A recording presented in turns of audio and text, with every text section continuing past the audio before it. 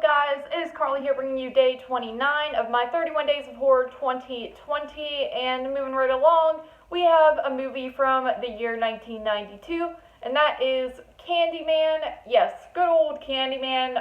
Have this on Scream Factory here, of course. I think this is one it is one I picked up at Walmart for pretty cheap, and yeah, so Candyman, if you don't know, the story with this is you basically have this graduate student who is working on a thesis project of sorts, and she's kind of looking into urban legends, and she hears about this one about this Candyman character who supposedly haunts this bad housing projects nearby, and it's one of those things where you say his name 5 times in the mirror, and he's supposed to appear. He has, a hook on his hand, and he's a previous slave, and he died in a horrible way, so, you say his name, he appears and kills you and causes all these other problems. So she is doing her research, and she goes to the projects, and sorry it got really bright in here, she goes and investigates a little bit, doesn't really believe in it, but then he ends up coming to life and starts haunting her and kind of making her life hard because he essentially wants to take her back with him and have her sort of be his lover, I guess, and be one with him. So, yeah, that's Candyman. I'm sure a lot of people have seen this one before. It's nothing really new, but this is one that I never loved, honestly, and it's one that the more I've watched it, the more it's really grown on me, and this was probably the best time that I've had with it while watching it. It's a really good story. I will say this Blu-ray looks really good as well. It's very just crisp and clear in my opinion, but it's a cool story. It is very poetic. The way Tony Todd, he's perfect for the role. I mean, he's just got that perfect, sinister voice, but also it's very mesmerizing.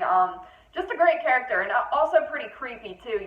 The whole hook for her hands and the stuff with the bees. It's disgusting. There's a lot of really gross out type of moments in this movie that I think are pretty darn good.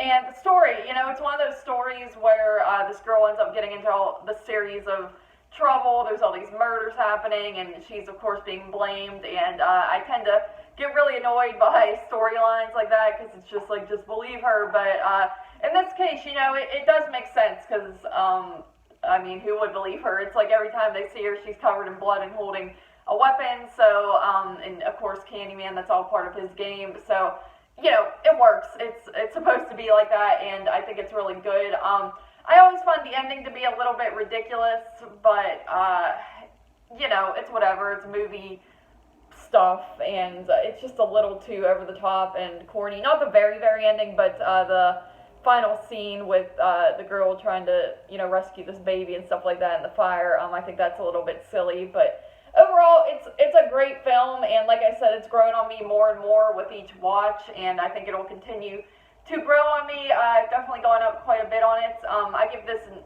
8.5. I might have given this a 9, actually. No, I think I'll give it an 8.5 out of 10.